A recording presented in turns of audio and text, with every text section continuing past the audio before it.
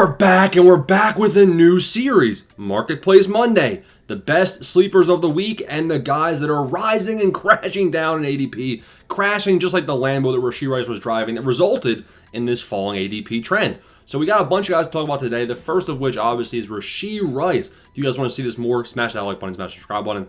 Rashee Rice, he's dropping. In best ball, he was an ADP of 21. Now I'm seeing him go in the 40s, which I still think personally is too much. Now, I ain't no lawyer. I ain't no expert. In fact, I'm an engineer. But, I guess maybe I'm smart. I don't know. But Rashee Rice, it's not looking good. It's not looking good. Now, the Chiefs came out and somebody said, listen, it's looking like a 2 to 4 game suspension for Rashee Rice. If Rashee Rice is only out 2, 3, 4 games, I think in best ball, sure, take him at around ADP of 45 where he's currently going. He's been dropping down there in drafts, so around 45, yeah, okay, maybe it makes sense if he's only out those 2 to 4 games. I'm seeing other people say it's 5 to 8 games. 5 to 8 game suspension for Rashee Rice. 8 games, he's missing half the season. I wouldn't take him until an ADP of 150. So he could be the most overvalued player still. I still think we're going to get more of an ADP decline for Mr. Rashee Rice in the up and coming days, especially when we get further clarification depending on how long the suspension is going to be. Rashee Rice in a redraft league, in a league where you can operate the waiver wire, in a league where you're not keeping any players, it's not dynasty, it's not a keeper league, I'm not taking Rashee Rice until at least round 6. Now the reason for this is because if he's out 4 games in round 6, I still think I can salvage the value. I just don't want to tank the first 4 weeks of the season with my de facto wide receiver 1 out, missing time. So Rashee Rice is dropping an ADP. That's to be expected. Similar story with Jordan Addison. But with Jordan Addison, people are saying it's only going to be a 1 to 3 game suspension.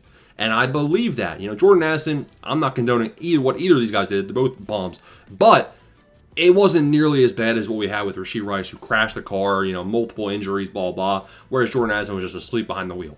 So Addison looking like a 1 to 3 game suspension. He is somebody that is still draftable at around an ADP of like the 6th, 7th, 8th round. Looking at what this Jordan Addison guy has done before too, in 2024, which is obviously not the best season for Addison, he averaged 14.2 PPR points per game. Rashee Rice, when he's healthy, he was a wide receiver 1, averaging 18 plus points per game in the games when he was healthy, which is obviously why it's down to 16. Obviously, it's not including all those only healthy games. So both these guys can have an upside. Both these guys do have upside. Addison has a bit less because he's behind Jefferson and you have a rookie quarterback with J.J. McCarthy, but they're both falling at ADP. Rashee Rice, he deserves to continue to fall, whereas Addison, I think Addison's only slightly fallen down, like a spot or two in ADP from around like 72 to 73. Rashee Rice dropping a lot. Next name we got to talk about is if Rashee Rice is going down, shouldn't somebody else from the Chiefs receiving corps be rising? Surprisingly, Xavier Worthy is only up a spot in ADP. Xavier Worthy, I was talking about it. Listen, I was saying Xavier Worthy's honestly a bit overvalued. He was going in the high 30s. I was like, you're crazy. Rashee Rice is going to be there. That's what the reports were all saying. Xavier Worthy, everything's red. 37 receiving yards per game, 1.2 yards per hour run. Is this Rome Odunze 2.0? I think Xavier Worthy is the most overhyped player heading into the 2025 season.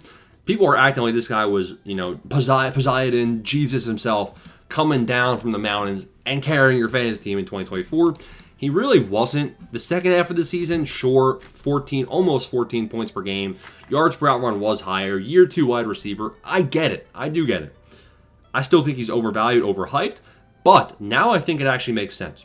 His ADP has barely moved from the Rashee Rice news. Xavier Worthy will be operating as the wide receiver 1 in this Chiefs offense for the first, 2 to 8 games of the season. If you're betting against Rashee Rice, you should be betting on Xavier Worthy. Now, is Xavier Worthy more of a gadget player and he won't ever be able to have that high volume upside? That's also a major possibility as well. But in best ball specifically, I do like taking Xavier Worthy now at an ADP of around 40. I've changed my tune. Now, in redraft leagues, I'm still kind of hesitant to go for Xavier Worthy. I just don't think that he has the high upside and consistency that would be needed to be starting him every single week in a redraft league, whereas best ball, he gets automatically slotted in. Garrett Wilson. Garrett Wilson is a slight riser, maybe up a spot in ADP. And the reason for this being is he's obviously trending up. He signs a massive 4-year, $130 million contract. He's going to be a New York Jet for quite some time. Now, caution, Garrett Wilson and the Jets. Justin Fields projected His 50-50 projection from Las Vegas is over under 2,500 passing yards, 14.5 passing touchdowns. That's very bad. Very, very bad. Now, Garrett Wilson is the only capable, functional receiver in that offense, so maybe it all goes through him. And Garrett Wilson, he's kind of just mid. Like, he's been mid because he hasn't had great quarterback play. We've seen the talent, but if we look at, like, his career, like, are we excited drafting Garrett Wilson? Are we going to get wide receiver 1 upside? He's going in an area where there's not great players around him. Like, if I'm looking at where ESPN has him ranked, Garrett Wilson, in a redraft league, they have Garrett Wilson at ADP of 43. They have him around Marvin Harrison Jr., DJ Moore, DK Metcalf, Xavier Worthy, Terry McLaurin, JSN.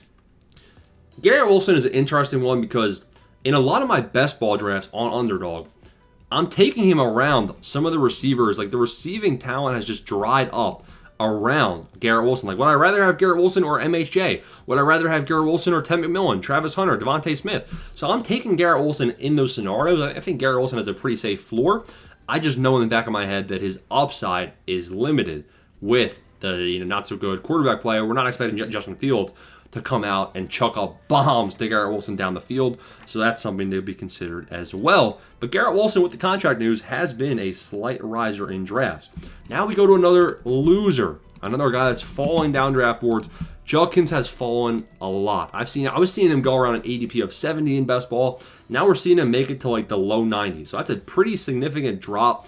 As a result of Judkins dropping, we're seeing Caleb Johnson and maybe some of the other running backs in that realm rise up because the other running backs are being taken ahead of Judkins. A big sleeper I love in this range is actually going to be Brian Robinson Jr. heading into a contract year. He should be fully healthy. I get it. He was bad in 2024, but I do think Brian Robinson Jr. has it in him to be a solid RB1 with this Commanders offense that's going to take a step forward. So I actually like the B-Rob Jr. value in this range. Judkins drops down to around 90. It's very hard to predict. I was looking at some of like the lawyer language stuff for Judkins' case. Very unpredictable. He hasn't even signed his rookie contract yet while I'm recording this. And why would the Browns want to sign him to a contract with all the news around it? So it's hard to predict with Judkins. I've seen some people saying like anywhere from 3 to 6 game suspension, maybe even not being suspended at all. So Judkins, Dylan Sampson should be a big riser. Dylan Sampson has been a big riser as a result of Judkins' downside. In Dynasty, you're probably still fine with Judkins. In a redraft league and in a best ball league, I like taking Judkins still at 90, 95, taking the discount and saying, what if it all gets resolved? What if it gets pushed to 2025, 2026, that type of thing. But Judkins, he did deserve to slide down from 70. Don't be taking Judkins ahead of his new ADP. Couple names left. We have Najee Harris and then his counterpart, Omarion Hampton. One of them's a faller, one of them's a riser. You have Najee Harris coming in. It looks like he's going to miss the beginning of training camp with an eye injury from a firework.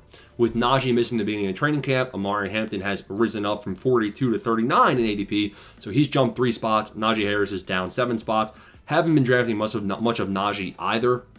The thing is here, you might be getting a discount on Najee because he is still going to be there during this season. They're saying Najee's going to be fine, blah, blah, blah. So really this new Omarion Hampton increase is really because he's going to be getting more practice, more snaps. I actually agree with that. Whether or not we discount Najee Harris and slide him down 7-10 spots, I don't really see that. So maybe you're getting a bit of a discount there, but Najee isn't too exciting of a player. If you're pairing up Najee with one of the rookies that are going 4 rounds ahead of him, that makes sense though. You get Caleb Johnson in round 6 and then go Najee Harris round 8, round 9. Then you have the early season upside paired with the late season upside. So then the discount on Najee Harris you're getting might actually be something good. And then we have George Kittle. So George Kittle has actually just continually been rising week after week. He's now jumped in the last 2 weeks of ADP trends. He's jumped from 42 to 39 as well. So George Kittle continues to rise up as the tight end 3. He's getting more and more comparisons to Trey McBride. I still like Trey McBride and Brock Bowers with where they're going. I have them both ahead of Kittle, but I do have Kittle as the de facto number 3 tight end. So Kittle is still deserving of this rise in ADP in my eyes, but he's now going inside the top 40. So Is it a bit too pricey? I don't think so. The fourth tight end is going to be Sam Laporta. And then honestly, after Laporta, I think there's a tier drop off. I think Hawkinson's probably in his own tier. Or you can even put Hawkinson in that tier with Njoku, with Kelsey, with maybe even Mark Andrews. And then you have a tier of tight ends that I really like with Warren, Loveland, Kraft. Those 3 tight ends I'm targeting heavily in a lot of my leagues. Even Isaiah likely could be an insane value discount at tight end. It's Marketplace Monday. The first Marketplace Monday. Hopefully, you guys liked it. Smash the like button, smash the subscribe button. See you boys next Monday. A lot of content this week coming out on the channel. Thanks for watching.